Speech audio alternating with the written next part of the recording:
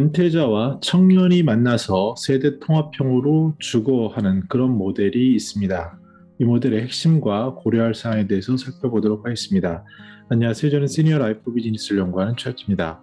우리들은 누구나 공유 경제의 미래에 대해서 얘기를 하는데요. 많은 것들을 우리가 소유할 필요 있을까라는 질문에서부터 많은 것들을 같이 공유할 때 여러 가지 시너지가 날 것이라는 생각을 하는데, 도시 공간에 대해서도 마찬가지입니다. 특히 이제 주거에 대해서 공유하는 것을 쉐어 하우싱이라고 하는데요. 숙박 공유뿐만 아니라 주거, 사무 공간 이런 것들을 공유하는데, 그 중에 그 집에 대해서 같이 공유하는 모델이 있습니다. 특히 청년비 입장에서는요, 아무래도 청년들은 그 수입 부분이 아무래도 상대적으로 약하다 보니까 주거에 대한 부담이 굉장히 클 수 있고요. 반면에 고령층의 경우에는 어떠한 고립이라든지 소외라든지 또는 어차피 있는 집인데 그것을 통해서 일정 부분의 소득을 만들어낼 수 있지 않을까라는 것들로 여러 가지 모델들이 발달해 오고 있습니다. 특히 고령층과 대학생들을 연계한 세대 통합형 주거 모델이 있는데요. 여기서 그 하우스 쉐어링이라는 것은요, 고령자와 청년 혹은 대가족 형태의 세대 통합형 또는 비싼 세대끼리 거주하는 코하우징, 이렇게 구분이 되고요. 고령층과 대학생들을 연계하는 형태에 대해서는 주택에 여유 공간이 있는 고령층 주택을 활용하는 이런 모델로서 세대 통합형 주거가 부각되고 있습니다. 프랑스의 ESDES라는 홈쉐어링 프로그램이 있는데, 여기에 대해서 좀 관심 있게 볼 필요가 있습니다. 그 바탕은요, 2003년에 프랑스의 폭염으로 인해서 노약자 15,000명이 사망한 사건을 계기로 1인 가구에 대한 대책의 하나로서 등장했다고 합니다. 즉, 고령층과 청년층을 연계하는 민간 단체가 ESDES라고 하는데요. 이 단체를 통해서 홈쉐어링을 성사시키는 것이 됩니다. 즉, 고령 단독 가구 그리고 주택 임차 능력이 떨어지는 대학생이나 청년 근로자가 고령자가 보유한 주택의 여유 공간을 공유하게 되는 거고요. 여기에 대해서 이 조건은 어떻게 되냐면, 그 공유하는 임대료를 얼마나 내느냐와 생활 서비스를 청년이 고령자에게 얼마나 그 지급할 거냐에 따라서 세 가지로 나눕니다. 첫 번째는 임대료가 없는 경우가 있겠죠. 그때는 세입자인 대학생이 저녁 7시까지 집에 귀가해서 생활 서비스를 제공하는 거고요. 또 시세보다 조금 저렴한 임대료를 낼 때는 필요할 경우에, 어르신이 필요할 경우에 생활 서비스를 제공하는 것. 또 하나의 모델은 모든 임대료를 지불하고 생활 서비스를 제공하지 않는 그런 세 가지 조합을 한다고 합니다. 여기에 대해서 ESDES에서는요, 조율을 해서 그 고령자 주택의 상황을 설명을 해주고, 또 고령자와 대학생과의 인터뷰를 통해서 그 매칭을 해주고 거기에 대한 관리를 하는데, 그 대가로 초기에 연회비를 받아서 운영하는 그런 방식으로 이루어져 있습니다. 우리나라에서도 이를 본따서 서울시 한지붕 세대 공감이라는 모델이 있는데, 어르신들과 대학생들이 함께 집을 사용하는 공동주거 사업인데요. 60 플러스 이상에서 집을 가지고 있는 어르신, 그리고 이분들에게 방을 수리할 수 있는 비용을 지원해주고, 대학생들은 저렴한 비용으로 방을 이용하는 그런 모델로 시도되고 있습니다. 간단하게 그 주택 또는 인터넷 접수를 하면요, 주택과에서 대상자를 매칭을 하고 환경 개선 공사를 해서 사업 관리를 하는 서울지 코디네이터들이 활동을 하는 이런 모델입니다. 근데 안타깝게도 그 전체적인 만족도를 보면 어르신의 경우에는 4.55점이면은 굉장히 좀 높다라고 할 수 있을 것 같고요.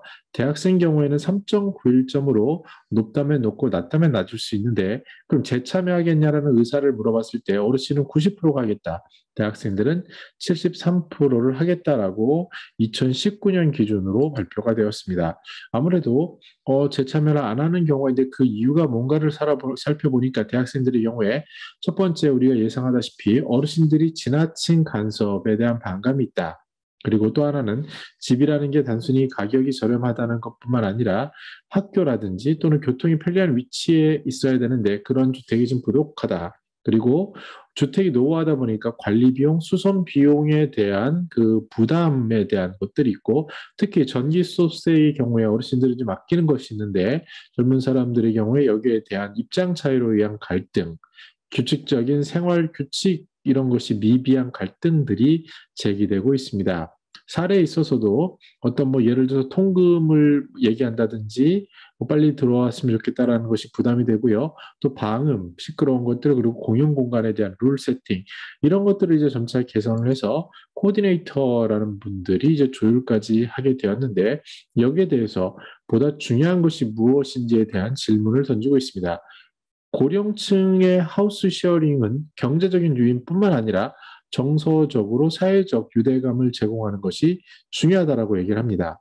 제가 아는 지인의 경우에도 그 어린 경험인데요. 예를 들어서 유학을 갔다고 치면요. 미국 같은 경우에 아는 사람이었고 그랬을 때 할아버지 할머니가 있는 시니어들이 사는 집에 하숙을 치는 경우가 종종 있을 수 있죠. 이때 정서적인 사회적 유대감이 있더라면 아마 그때는 좋은 추억으로 남을 것으로 생각이 됩니다. 그러나 자기의 라이프 스타일이 있고 이랬을 때는 좀 다를 수 있는데, 즉 삶의 방식을 바꾸는 것을 의미하기 때문에 상당한 시간을 필요로 하고 새로운 경험을 통해 달라지는 과정을 밟아야 한다라고 전문가들은 얘기하고 있습니다. 그래서 가장 그럼 중요한 것이 뭐느냐라는 질문에 대해서 사전에 치밀한 매칭이 필요하다라는 겁니다. 삶의 일부를 서로 공개하고 나누기 위해서는 사전에 아주 치밀하고 어르신과 그리고 청년에게 서로 잘 맞는 매칭이 되도록 중개하는 것이 가장 중요한데, 이를 단순히 뭐 연고가 없는 노인이라고 해서 집은 있지만 외로울 것이다. 또 주거난에 힘든 비용 때문에 고민하는 청년이 있다. 그리고 뭐 지자체에서 이걸 그 복지 재원으로 운영하겠다라는 단순히 큰 그림만을 가지고 매칭했을 때는 속살에 있어서 문제점들을 드러낼 수 있습니다. 정리해 보면요. 세대 통합형 홈쉐어링 성공 모델은 생각보다 쉽지 않은 것으로 나타납니다. 그러나 앞으로의 방향을 보면은 이 시대의 흐름을 봤을 때 공유라는 것, 그리고 세대 간에 이렇게 같이 어울릴 수 있다는 것, 특히 제가 많은 리서치를 해보면 어떤 특징이 있냐면요.